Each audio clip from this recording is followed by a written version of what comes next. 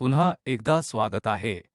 हे लेक्चर क्रमांक 33 आणि आज पुन्हा एकदा आम्ही या डबल इंटिग्रल्स घटकांसह कंटिन्यू ठेवू, परंतु सरफेसच्या क्षेत्राच्या सरफेस एरियाच्या मोजणीसाठी विशेष ॲप्लिकेशनसह, जेणेकरून आम्ही व्हॉल्यूमच्या मोजणीसाठी डबल इंटिग्रल्स घटकांचे ॲप्लिकेशन यापूर्वीच पाहिले असतील, उदाहरणार्थ, आणि एकत्रीकरणाच्या डोमेनचे इंटिग्रेशन क्षेत्र. आणि आज आम्ही सरफेस एरियाची गणना करण्यासाठी आमची चर्चा कंटिन्यू ठेवू, जेणेकरून एकच इंटिग्रल बाबतीत कर्व लेंथची गणना कशी कम्प्यूट करायची हे लक्षात ठेवणे म्हणजे, उदाहरणार्थ आमच्याकडे येथे कर्व आहे किंवा जे फंक्शन आहे fx द्वारे दिले, तर हे x अक्ष आहे आणि मग येथे आपल्याकडे y अक्ष आहे आणि हे x च्या मूल्यांच्या विथ रिस्पेक्ट टू x हे फंक्शन आहे. आणि म्हणून आम्ही संपूर्ण डोमेन पासून xi ते xi प्लस पर्यंतच्या लहान तुकड्यांमध्ये इंटरव्हल करू. येथे दर्शविलेले एक अंतर आहे, परंतु आम्ही हे संपूर्ण डोमेन a पासून n पर्यंत अशा अंतराने विभाजित केले आहे आणि या पॉइंटचा कन्सिडर करूया की हे xi या xi इंटरव्हल ते xix पर्यंत होतो आणि या पॉइंट x शी अनुरूप आहे. मी येथे स्पर्श करतो जे मी x आणि x दिले आहे आणि या टॅन्जेंटची लेंथ, या टॅन्जेंटची लेंथ जर आपण या सर्व मध्यांतरासाठी ॲड केली गेली आणि नंतर आम्ही x लिमिट घेतली कारण या अंतरांची रुंदी शून्यावर गेली, तर त्या स्थितीत आपण कर्व लेंथ मिळवून संपवू.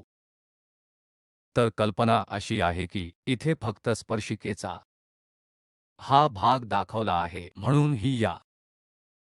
झाई आय पॉइंटवरची स्पर्श लाईन आहे आणि येथे इंटरव्हल लेंथ डेल्टा xi आहे आणि समजा x अक्षापासून स्पर्शिका बनवलेला कोन म्हणजे आपण थीटाद्वारे दर्शविले आहे, म्हणून आपल्याकडे ही लांबी आहे डेल्टा ली. ही लेंथ येथे बेसमध्ये डेल्टा xi आहे आणि हा कोन थीटा आहे. आता लेंथ या कर्व L ची लेंथ की कर्व L म्हणजे हे आमचे कर्व L येथे आहे आणि या कर्वची लेंथ L दिली जाईल जेव्हा आपण टॅन्जंट्सच्या या सर्व भागांची सम करतो आणि नंतर लिमिट घेतो, कारण जर आपण मर्यादा घेतली नाही तर आमच्याकडे एरर आहे. या इंटरव्हल डेल्टा x मधील कर्वचे प्रतिनिधित्व करीत नसल्यामुळे, परंतु जेव्हा हा डेल्टा xi शून्यावर जाईन तेव्हा अखेरीस आपण या कर्व्हची लेंथ मोजली जाईल, जेणेकरून I ही लिमिट संपवायची आहे आणि मग I या डेल्टाचा Li सारांश करू इच्छित आहे आणि नंतर n ची लिमिट गोज टू इन्फिनिटी आणि हा डेल्टा Li च्या टर्म्सने आम्ही लिहू डेल्टा xi आणि f फंक्शन येथे आहे. या त्रिकोणामधील संबंध आपल्याकडे हे थीटाचे हे कारण आहे. हे डेल्टा xi डेल्टा Li वर आहे, जे पुढे दिले आहे डेल्टा xi डेल्टा Li वर कॉस थीटा आहे, किंवा आम्ही येथून मिळवू शकतो की हा डेल्टा Li कॉस थीटा आणि डेल्टा xi वर एक नाही तर हा कॉस थीटा. पुन्हा या ट्रिग्नोमेट्रिक समानतेपासून आमच्याकडे कॉस थीटा 1 पेक्षा अधिक प्लस टॅन स्क्वेअर थीटा आहे. म्हणून हे 1 वर 1 plus tan square theta cos थीटाशिवाय काहीच नाही, कारण आमच्याकडे एक ओव्हर आहे आणि मग स्क्वेअर रूट 1 अधिक हे आपण या स्क्वेअर थीटावर साइन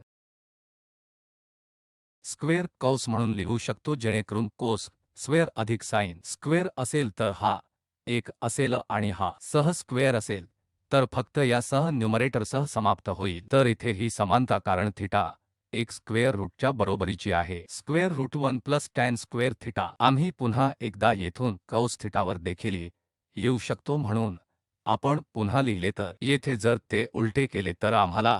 हे एक कॉस थिटावर मिळेल वर्गमूल 1 प्लस टॅन स्क्वेअर थिटाच्या बरोबरीचे आहे आणि हा टॅन्जेंट थिटा तर थिटा हा कोन आहे हे स्पर्शिका बनवते एक्स अक्ष म्हणजे ते काहीच नाही तर टॅन थिटा हे पहिला डेरिव्हेटिव्ह आहे जे पहिल्या डेरिव्हेटिव्हचे जॉमेट्रिकल इंटरप्रिटेशन आहे तर हे टॅन थिटा दुसरे काहीही नाही परंतु त्या ठिकाणी पहिला डेरिव्हेटिव्ह पॉइंट आहे एक्स आय म्हणून आम्ही या 10 थिटाची जागा येथे एक्स आयच्या पहिल्या डेरिव्हेटिव्हद्वारे घेतली आहे आणि हा होल स्क्वेअर आता या दोन संबंधांमधून यापैकी दोन संबंध येथे आम्ही करू शकतो आम्ही हे कोस थिटावर काढू शकतो आणि मिळवू शकतो हा डेल्टा एला आय च्या समान आहे त्यामुळे 1 ओव्हर कॉस थिटा बदलला जाईल या एका प्लसने एफ प्राइम एक्स आय आय आणि हा होल स्क्वेअर आणि नंतर आपल्याकडे येथे डेल्टा एक्स आय आहे तर हा डेल्टा एला आय येथे समेशन मध्ये आम्ही एका प्लसच्या स्क्वेअर रूटद्वारे बदलू एफ प्राइम एक्स आय आणि गुणाकाद्वारे हा डेल्टा एक्स आय म्हणून हे केल्यावर आपल्याला हे मिळते जसे की ए च्या बरोबर लिमिट आय 1 ते एन पर्यंत आणि हे डेल्टा एल आय टर्म्स बदलले आहे डेल्टा एक्स आणि च्या दृष्टीने दिलेले फंक्शन एफ म्हणून 1 plus f prime x I i whole square delta x i आणि आता आम्ही हे आधीच शिकलेल्या व्याख्येनुसार अविभाज्य दृष्टीने लिहून ठेवू तर ही लिमिट एक्झिस्ट असल्यास आम्ही करू शकतो प्रत्यक्षात याचे प्रतिनिधित्व करता किंवा डोमेन बनण्यासाठी पासून इंटिग्रल टर्म्स हे डिनोट करा आणि हे स्क्वेअर मूळ आहे 1 अधिक पहिला डेरिव्हेटिव्ह एफ होल स्क्वेअर बेणी डी एक्स म्हणून हे इंटिग्रल येथे आणि स्क्वेअर रूट 1 अधिक एफ प्राइम डी एक्स आपल्याला या कर्वची कर्व लेंथ देईल जे एफ फंक्शनद्वारे दिले जाते येथे बीच्या रेंजमध्ये तर आपण काय शिकलो की कर्व लेंथच्या बाबतीत सूत्र एका प्लसच्या स्क्वेअर रूटद्वारे आणि हे डेरिव्हेटिव्ह होल स्क्वेअर दिले जाते याचा विस्तार सरफेसच्या गणनेसाठी आपल्याकडे असेल जिथे टॅन्जेंट लाईन ऐवजी आपल्याकडे टॅन्जेंट प्लेनची संकल्पना असेल आणि येथे आम्ही टॅन्जेंटचे तुकडे घेतले आहेत आणि नंतर आम्हाला मिळालेल्या लिमिटनंतर आम्ही त्यांना जोडले आहे दोन मितीय बाबतीत कर्व लेंथ त्यामुळे आम्ही तेथे सरफेस आहे आणि आम्ही घेऊ टॅन्जेंट प्लेन घेऊ किंवा स्पर्शिका प्लेनचे तुकडे आणि नंतर आम्ही बेरीज करू ते तुकडे आणि नंतर मुळात लिमिट घेतल्यास आम्हाला सरफेस एरिया मिळेल सरफेस ए म्हणजे हा क्षुल्लक विस्तार आहे आम्ही औपचारिक सिद्धांमधून जाणार नाही परंतु जर तुम्हाला समजले तर येथे या एका इंटिग्रल बाबतीत व्हेरिएबल समजू शकत नाही जे कर्व लेंथची गणना करते या स्क्वेअर रूटद्वारे 1 अधिक दिले जाते हे F prime square D x आम्ही आता फक्त सरफेस एरियाच्या मोजणीसाठी येथे एक विस्तार करू जेणेकरून कर्व लेंथसाठी आम्ही नुकतेच सूत्र पाहिले आहे की आम्ही ज्या डोमेनवर इंटिग्रंट करत आहोत हे ह्याचे एकात्मिक जे 1 plus f prime square root होते पृष्ठभागाच्या बाबतीत जेव्हा आपल्याकडे फंक्शन z असते ते x y च्या समान असते येथे पृष्ठभाग द्वारे दिले आहे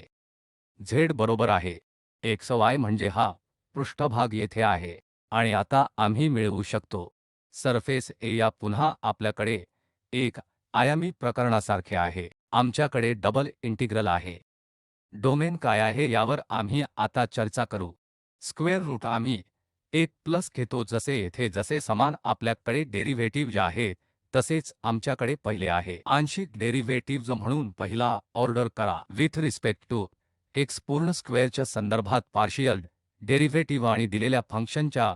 y च्या संदर्भात पार्शियल डेरिव्हेटिव्ह होल स्क्वेअर आणि नंतर आम्ही इंटिग्रेट करतो यावर इंटिग्रंट डोमेन जे एक्स वाय प्लेनमध्ये आहे आणि हे एक्स वाय प्लेनमधील सरफेसच्या प्रोजेक्शनशिवाय दुसरे काही नाही त्यामुळे आपल्याकडे झेड अक्षांवरील काही सरफेस आहे आणि जर आपण त्या सरफेसला प्रोजेक्ट करतो या एक्स वाय प्लेनमध्ये नंतर डी हे नक्की डोमेन एक्स वाय प्लेनमध्ये असेल तर डी हे एक्स वाय प्लेनमधील सरफेसचे प्रोजेक्शन आहे आणि त्याचप्रमाणे कारण हे इक्वेशन आम्ही तयार केले आहे जेव्हा फंक्शन दिले गेले होते कारण हे z हे x y च्या फंक्शनच्या बरोबरीचे आहे आणि येथे आपण हे लक्षात घेतले पाहिजे की x आणि y च्या with respect to partial derivative घेतले गेले जे नैसर्गिक होते आणि उदाहरणार्थ फंक्शन x सारखे दिले आहे miu yz किंवा ते y ने miu xz च्या बरोबरीने दिले आहे अशा वेळी सूत्र बदलेल स्पष्टपणे या प्रकरणात x साठी y आणि z च्या फंक्शनच्या बरोबरीचे आहे तर y आणि z च्या with respect to partial derivatives दिसून येतील आणि हे डोमेन y z प्लेनमधील सरफेसचे प्रोजेक्शन असेल आणि ज्यावेळी फंक्शन y द्वारे दिले जाते ते साई x z च्या बरोबरीचे असते च्या इंटिग्रिनमध्ये x आणि z with respect to derivatives असतील आणि पुन्हा इंटिग्रेशनचे डोमेन x z प्लेनमध्ये असेल जेथे आम्ही एकत्रित करत आहोत हे समाकलित करेल इंटिग्रिन म्हणून येथे पहिला प्रकरण जेव्हा x miu च्या बरोबरीचे असते x y आणि z आमच्याकडे येथे डोमेन असेल जे या d हॅट द्वारे दर्शविले जाते आणि आता integrand 1 plus del x over del y होईल होल स्क्वेअर आणि डेल x वर डेल z कारण y आणि z आता इंडिपेंडंट व्हेरिएबल्स आहेत त्यामुळे पार्शियल डेरिव्हेटिव्ह y आणि z च्या विथ रिस्पेक्ट टू असतील आणि dy dz आणि आता ही d हॅट असेल y z प्लेन मध्ये त्या सरफेसचे प्रोजेक्शन किंवा जेव्हा फंक्शन y द्वारे दिले जाते तेव्हा साई z च्या बरोबरीने असेल तर आपल्याकडे असेल पार्शियल डेरिव्हेटिव्ह x आणि z with respect to y आणि नंतर dx dz आणि येथे हा d दुहेरी हॅट x z प्लेन मध्ये सरफेसचा प्रक्षेपण असेल तर ही d हॅट आणि d दुहेरी हॅट y z मधील डोमेन आहेत म्हणून या पहिल्या प्रकरणात आणि नंतर दुसरा x z प्लेन मध्ये ज्यामध्ये दिलेल्या सरफेसचा अंदाज लावला जातो म्हणून आम्ही या डबल इंटिग्रलची मदत करतो जी द्वारे दिली जाते बहुतेक प्रकरणांमध्ये s हे या डोमेनच्या बरोबरीने 1 plus z x whole square अधिक z y होल स्क्वेअर आणि dx dy आहे जेव्हा फंक्शन z चे x y च्या बरोबरीने परिभाषित केले जाते तेव्हा आपण कम्प्यूट करू शकतो सरफेस एरिया त्यामुळे कधी लक्षात ठेवा आमच्याकडे गणनेसाठी ॲप्लिकेशन होता त्या सरफेस खाली x y प्लेनवरील व्हॉल्यूमचे सूत्र फक्त या इंटिग्रिनऐवजी होते आणि आमच्याकडे येथे fx y फंक्शन होते आणि जर तुम्हाला इंटिग्रेशनच्या डोमेनच्या क्षेत्राची कम्प्यूट करायची असेल तर या विशिष्ट प्रकरणात d चे क्षेत्र मग आम्ही फक्त हे इंटिग्रिन सेट करू आणि एक म्हणून आमच्याकडे 3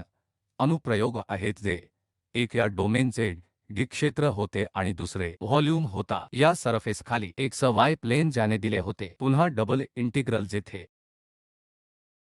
इंटिग्रिन x y फक्त होते आणि आता आपल्याकडे सरफेस एरियाची कम्प्यूट आहे जेथे इंटिग्रंट स्क्वेअर रूट आहे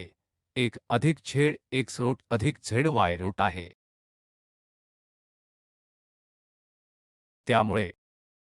आता आपण येथे समस्या घेऊया गोलाच्या सरफेसची गणना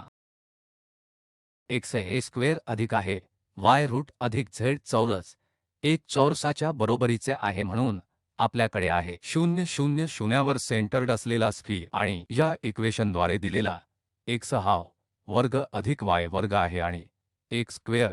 स्क्वेअरच्या बरोबरीचा आहे त्यामुळे स्फियरची त्रिज्या आहे म्हणून आम्हाला आता सरफेस एरिया क्षेत्र कम्प्यूट करायचे आहे म्हणून आपण स्फियरचा वरचा अर्धा भाग घेऊ आणि जर आपण स्फियरच्या वरच्या अर्ध्या भागाला प्रोजेक्ट केले तर हे आम्हाला xy प्लेन मध्ये त्रिज्या a चे सर्कल देईल म्हणून तरी आम्ही यापैकी कोणत्याही एक प्लेनला हे yz किंवा zx किंवा xy असे प्रोजेक्ट करू शकतो म्हणून xy प्लेन मध्ये प्रोजेक्ट करूया तर xy प्लेन मध्ये हे त्रिज्याचे सर्कल असेल शून्यावर केंद्र असेल तर म्हणून आता आपल्याकडे डोमेन आहे जे xy प्लेन मध्ये सर्क्युलर डिस्क आहे आणि नंतर सरफेस द्वारे दिले जाईल फक्त हे z स्क्वेअर रूटच्या बरोबरीचे आहे x स्क्वेअर वजा x हे रूट वजा y स्क्वेअर आहे कारण आम्ही स्फियरच्या वरच्या भागाचा विचार करत आहोत आणि संपूर्ण क्षेत्राच्या सरफेस एरियाची कम्प्यूट करण्यासाठी आम्ही ते दुप्पट करू शकतो म्हणून आम्ही स्फियरच्या वरच्या अर्ध्या भागाचा फक्त पॉझिटिव्ह पार्ट विचारात घेत आहोत आणि जेव्हा आम्ही xy प्लेनमध्ये प्रोजेक्ट करतो तेव्हा आम्हाला येथे त्रिज्या e चे सर्कल आणि केंद्र 0 0वर मिळेल, ठीक आहे. तर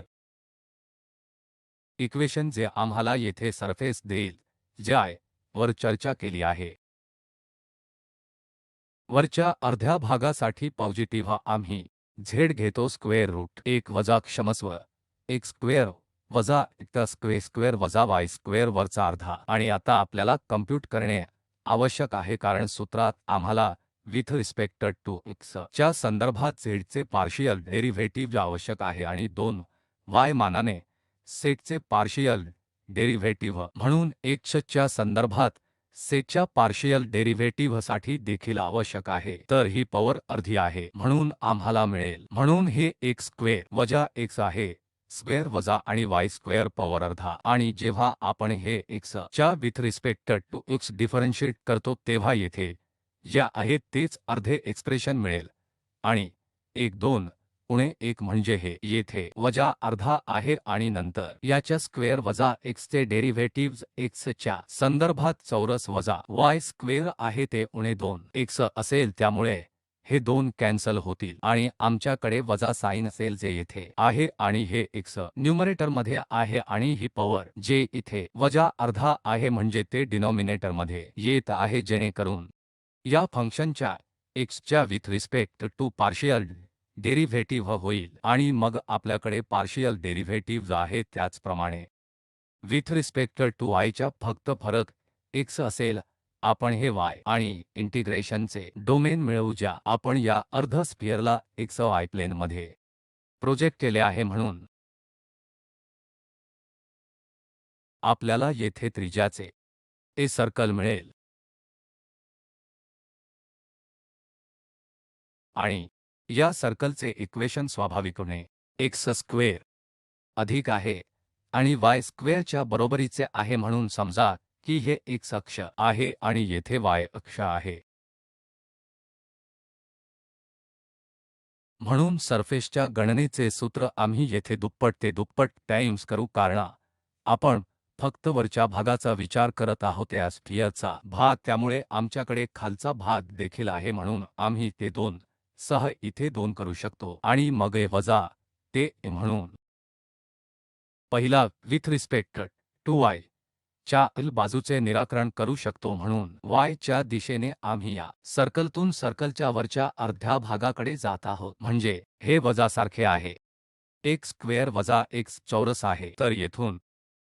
y हे x स्क्वेअर रूट असेल 1 वर्ग वजा x हे वर्ग वजासह चौरस असेल, तर हे मायनस साइन सह असेल आणि वरचा अर्धा प्लस चिन्ह असेल, म्हणून आम्ही खालच्या भागातून मायनस साइन सह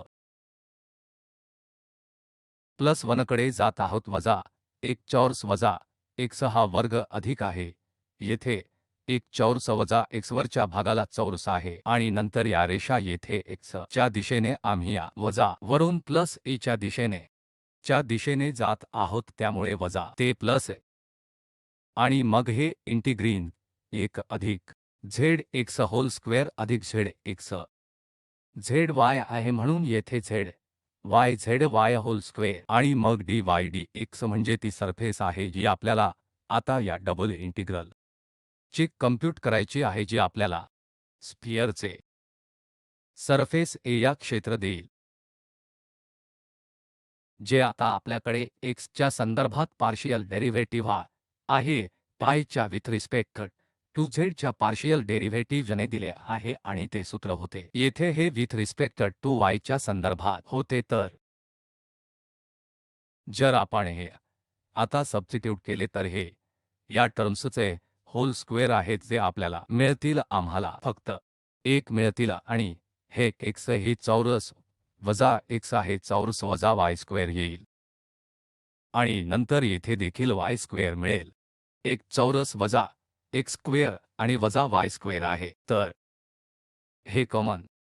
x बरोबर स्क्वेअर आणि वजा y चौरस आहे आम्हाला मिळतील, हा x स्क्वेअर आहे आणि y स्क्वेअर मिळेल, कॅन्सल करू शकतो आणि नंतर आपण हे मिळवू शकतो, म्हणजे हे स्क्वेअर रूटवर x स्क्वेअर वजा x स्क्वेअर वजा y स्क्वेअर असेल तर आपण तेच मर्यादित करू शकतो तेथे आहे आणि इंटिग्रीन हे एक स्क्वेअर रूट बनते इक्वेल वजा एक्स स्क्वेअर वजा वाय स्क्वेअर आणि डी एक्स आहे. म्हणून आता जर आपण पोलर कोऑर्डिनेटमध्ये बदललो कारण हे पूर्णत्वाच्या मर्यादा पाहणे सोपे होईल आणि तसेच इंटिग्रीन हे सुचवते की आपण पोलर कोऑर्डिनेटमध्ये कन्व्हर्ट केले पाहिजे ज्याची चर्चा गेल्या लेक्चरमध्ये केली गेली होती म्हणजे याचा अर्थ x r cos theta substitute x बरोबर आर कॉस थीटाच्या बरोबरीचा आहे आणि आम्ही y ला समान घेऊ आर साइन थीटा म्हणून आता या सबस्टिट्यूशनसह आणि आपल्याला देखील शोधावे लागेल सर्कल च्या बाबतीत लिमिट त्यामुळे क्षुल्लक आहे ते थीटासाठी मिळवण्यासाठी आपल्याकडे 0 ते 2 पाय आहे कारण हे आमचे येथे सर्कल आहे त्यामुळे थीटा 0 ते 2 पाय पर्यंत आहे आणि r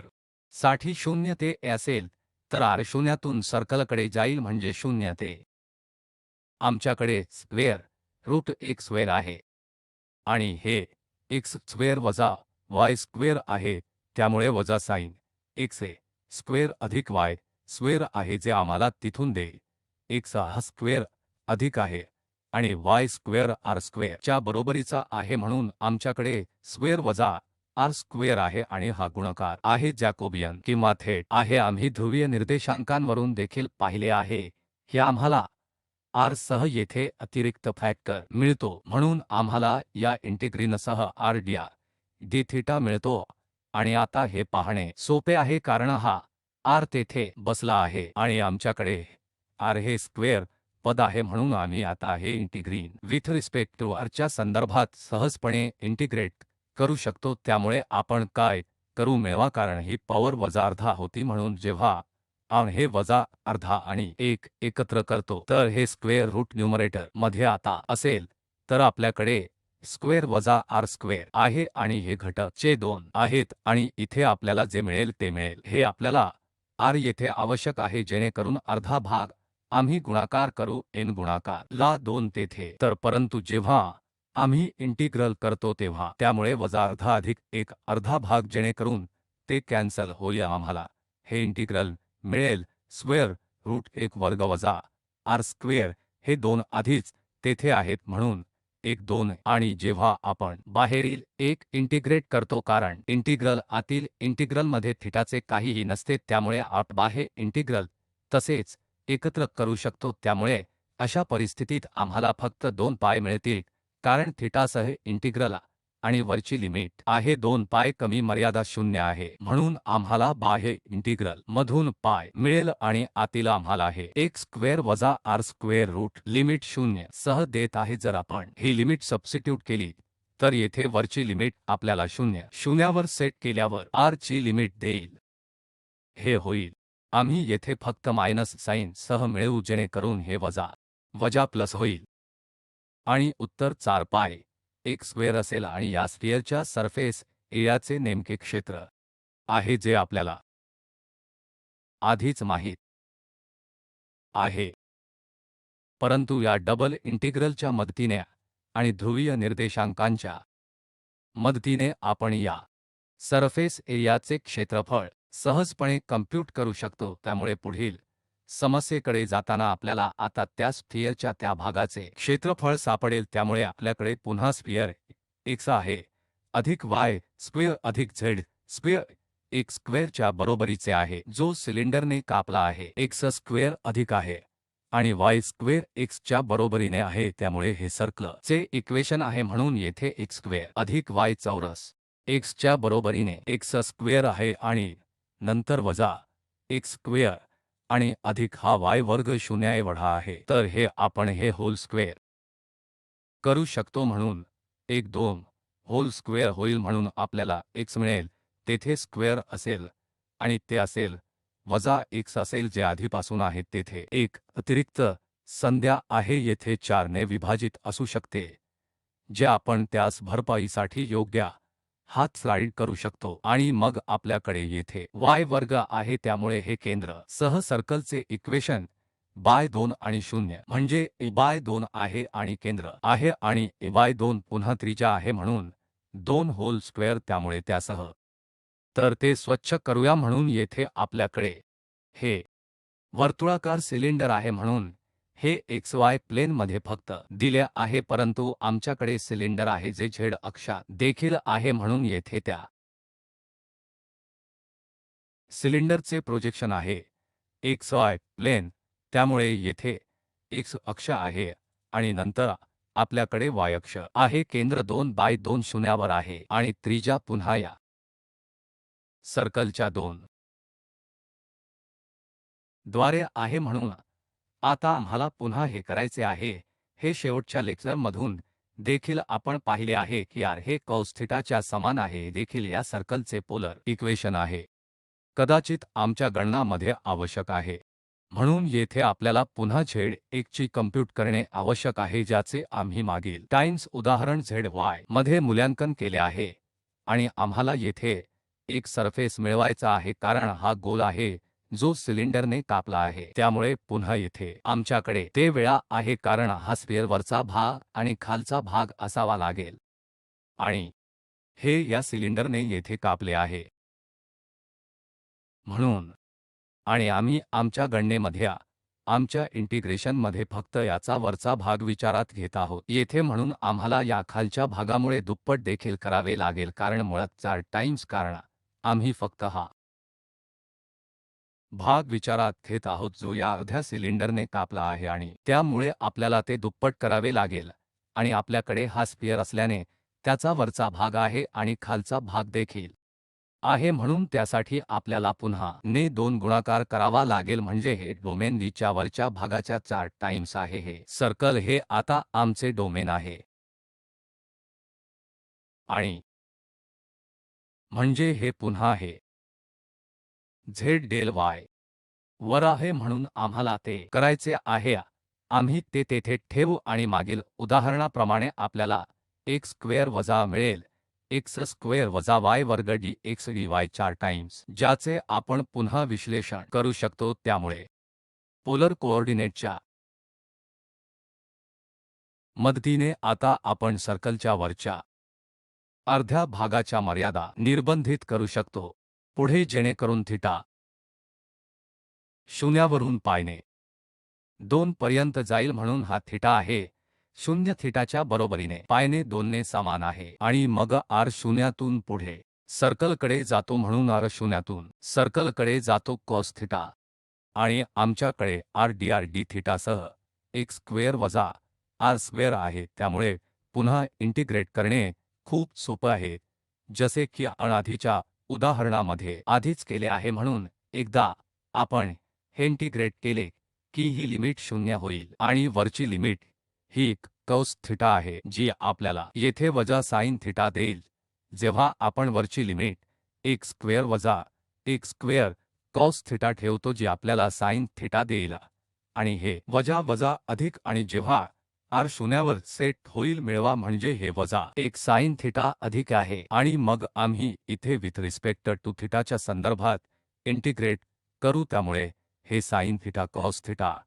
आणि थीटा ला ही लिमिट 0 ते पाय बाय 2 देईल आणि एकदा आपण याची कम्प्यूट केली की आपल्याला हे 2 x स्क्वेअर आणि पाय वजा 2 मिळतील. त्यामुळे अवघड भाग येथे इंटिग्रल साठी लिमिट शोधत आहे आणि आपण सावधगिरी बाळगली पाहिजे म्हणून या प्रकरणात स्फिअर सिलिंडरने कापला होता. त्यामुळे XY प्लेनवरील हे प्रोजेक्शन हे सर्कल शिवाय दुसरे काही नाही कारण ते वर्तुळाकार सिलिंडर होते आणि प्रोजेक्शन या सर्कलद्वारे येथे दिले आहे आणि नंतर एकदा XY प्लेनमध्ये हे प्रोजेक्शन शोधले आहे मग आपण सहजपणे इंटिग्रेशनची लिमिट घालू शकतो. त्यामुळे शेवटचे उदाहरण जेथे आम्ही भाग Z चे सरफेस एरिया क्षेत्र निश्चित करू XY च्या बरोबरीने जे सिलिंडरमध्ये आहे x स्क्वेअर अधिक y स्क्वेअर समान आहे म्हणून पुन्हा आपल्याकडे सिलिंडर आहे परंतु एक केंद्र 0 0 असलेले सिलिंडर आहे आणि त्रिज्या 1 आणि आमच्याकडे Z हे XY च्या बरोबरीचे आहे. आम्हाला सरफेस एरियाचे क्षेत्रफळ मिळवायचे आहे म्हणून हे पूर्वीच्या उदाहरणांपेक्षा खूप सोपे आहे. म्हणून पुन्हा या सिलिंडरचे प्रोजेक्शन कारण सिलिंडरने त्या सरफेस एरियाला कापले, त्यामुळे XY वर त्या सरफेस एरियाचे प्रोजेक्शन प्लेन हे सर्कल वगळता दुसरे काहीही नसेल कारण सिलेंडर हे गोलाकार सिलिंडर आहे आणि हे सिलिंडर तेथे सरफेस कापत आहे जेणेकरून ते येथे प्रोजेक्शन होईल आणि आम्ही या झेड मधून बाहेर शकतो xy च्या partial derivatives with respect to x च्या बरोबरीने x पार्शियल डेरिव्हेटिव्ह y च्या संदर्भात जे येथे कॉम्प्युटेशन साठी फॉर्म्युला साठी आवश्यक आहे म्हणून या डोमेनवर d जे येथे दिले आहे आणि नंतर आपल्याकडे स्क्वेअर रूट 1 अधिक z x square z x आहे स्क्वेअर z y स्क्वेअर आहे म्हणून 1 अधिक x हे स्क्वेअर y स्क्वेअर आणि dx dy आहे आणि पोलर कोऑर्डिनेट मध्ये जर आपण हे बदलले तर आपल्याला येथे सर्कलसाठी मिळेल 0 ते 2 पाय या शून्यातून 1 या पॉइंटपासून येथे एक्झिट पॉइंटपर्यंत आहेत जे सर्कलर आहे 0 ते 1 आणि आपल्याकडे स्क्वेअर रूट 1 अधिक r स्क्वेअर आणि नंतर r d थीटा आहे जेणेकरून आम्ही पुन्हा ला सहजपणे इंटिग्रेट करू शकतो म्हणजे आपल्याकडे 1 अधिक हे